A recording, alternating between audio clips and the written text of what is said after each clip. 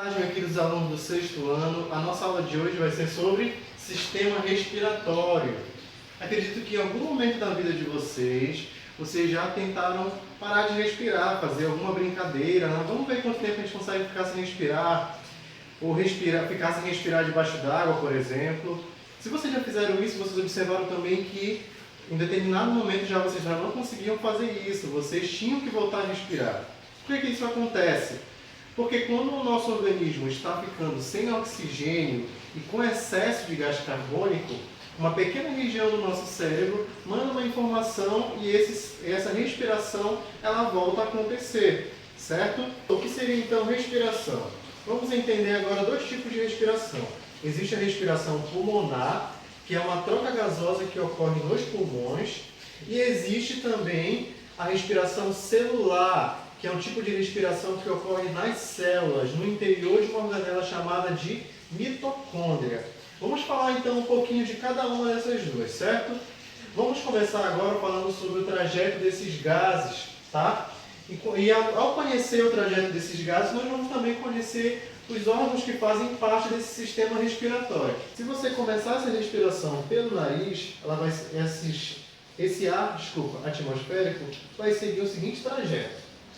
Vai entrar pelo nariz, pelas cavidades nasais. Lá nessas cavidades nasais tem alguns cílios, tá? Que vão auxiliar na filtração desse ar atmosférico. Além disso, tem umas glândulas que secretam muco também, que tem esse papel de umedecer esse ar. Além de vários vasos que auxiliam no aquecimento desse ar, certo? Depois que passou pelas cavidades nasais, esse ar segue em direção à faringe. A faringe é uma estrutura que faz parte do sistema respiratório e, como nós vimos na aula passada, também faz parte do sistema digestório, certo? Depois que passa pela faringe, ele vai chegar até a laringe. Nessa região, o ar chega até uma estrutura chamada de pregas vocais. Quando o ar passa por essas pregas vocais, ele causa uma vibração. Essa vibração que é responsável pela formação da voz, certo? Depois que o ar passa por essa estrutura chamada de laringe, ele vai chegar até um órgão chamado de traqueia. Esse órgão ele é tubular, revestido de diversos anéis cartilaginosos.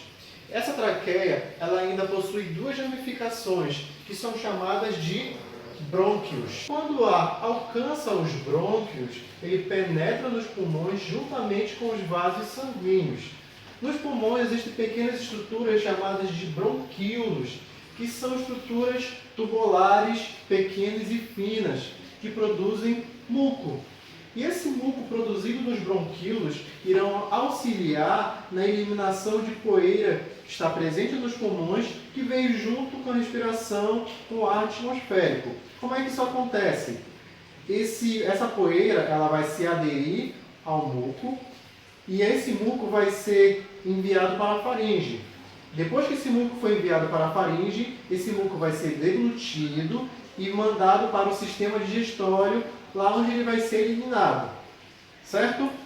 Depois dos bronquíolos, ele vai chegar até uma região, esse ar chega até uma região chamada de alvéolos pulmonares, que são pequenos saquinhos revestidos por diversos vasos. Nesses alvéolos pulmonares ocorrem trocas gasosas, um processo chamado de hematose. Mas professor, o que é hematose?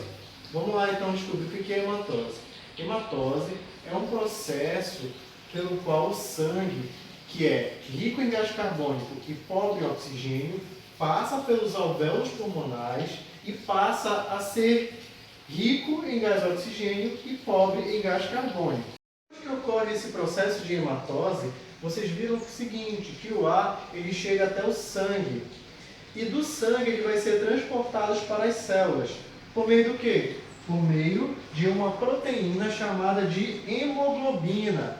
Essa proteína, juntamente com íons de ferro, vão auxiliar no transporte desses gases até as células, do gás oxigênio. Quando esse gás oxigênio chega nas células, ele vai entrar nas células por meio do processo chamado de difusão. Lembra lá da difusão que nós vimos nas aulas anteriores? Então, olha só, esse gás oxigênio ele consegue entrar na célula a partir de um processo chamado de difusão, que é um transporte que ocorre entre a membrana plasmática, certo? Depois que esse gás oxigênio chegou até nas células, ele vai chegar até uma organela chamada de mitocôndria. Lá nessa organela chamada mitocôndria vai ocorrer um processo de respiração celular, certo? Como é que acontece, professor, a respiração celular? Eu vou dar um pequeno exemplo aqui bem básico. Quando você se alimenta, por exemplo, de uma fruta é constituída de diversos carboidratos. Entre esses carboidratos podem conter um carboidrato, chamado de glicose. Essa glicose, esse carboidrato, ela vai reagir com o quê? Com o oxigênio presente lá na mitocôndria. Nessa reação da glicose com o oxigênio, ela vai liberar água, liberar gás carbônico e liberar energia. Ou seja, nesse processo de respiração celular, o que aconteceu? Liberação de água, de gás carbônico e de energia. Então a respiração, além de ser um processo de trocas gasosas, é um processo de produção de energia. O oxigênio ele precisa ser continuamente renovado pelo nosso corpo. Então ele vai ser renovado a partir de um processo chamado de ventilação pulmonar. Antes da gente ver o que é a ventilação pulmonar, nós temos que entender especificamente o que são os pulmões. Já foi citado anteriormente, mas não foi explicado o que é. Os pulmões, eles são órgãos que fazem parte do sistema respiratório e têm uma estrutura esponjosa. E esses pulmões, eles são revestidos por uma pequena película, uma pequena membrana chamada de pleura, certo? Para que ocorra essa respiração pulmonar, é necessário que ocorra dois movimentos torácicos.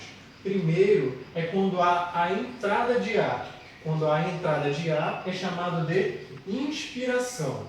Quando há a saída de ar é chamado de expiração, certo? Quando ocorre esses movimentos de inspiração e expiração, ocorre a respiração. Toda vez que você respira, então, vai sempre acontecer uma inspiração e outra expiração.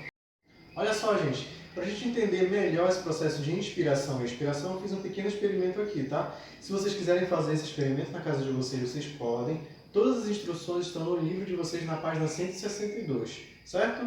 Olha só, observem aqui que tem dois canudos que vão representar as cavidades nasais, a faringe, tá? A traqueia, por exemplo, os brônquios, desculpa. E essa região aqui, esses balões azuis vão representar os pulmões. Esse balão preto aqui vai representar o diafragma. Vamos lembrar lá do processo de inspiração e expiração.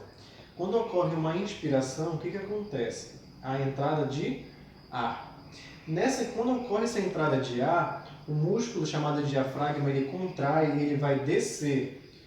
E os músculos intercostais eles vão subir. Na expiração, o que acontece com o diafragma? O diafragma ele vai relaxar, logo ele vai subir.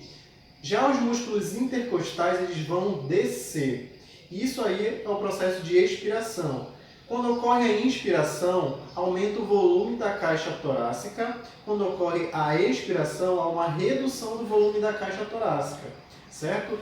Olha só, gente, vamos observar aqui nesse experimento como acontece. Sempre em uma respiração, há uma inspiração e outra expiração. Observe que quando eu puxo esse diafragma, o que eu estou representando aqui? Eu estou representando o diafragma contraindo. Quando ele contrai, os balões que estão representando os pulmões, eles enchem de ar. Quando esse diafragma relaxa, ele sobe, os balões eles secam, tá? Então aqui eu tenho uma representação do processo de inspiração e expiração. Vamos observar aqui de uma maneira melhor, tá? Olha só. Inspiração, expiração. Inspiração, expiração. Entrada de ar, saída de ar. Então, gente, era essa a nossa aula de hoje, tá? Olhem lá na descrição do vídeo que tem todas as orientações para vocês fazerem a atividade de vocês. E não esqueçam de ler o capítulo 10 do livro que fala sobre o sistema cardiovascular, que vai ser o tema da nossa próxima aula, tá bom? Até mais e fiquem com Deus.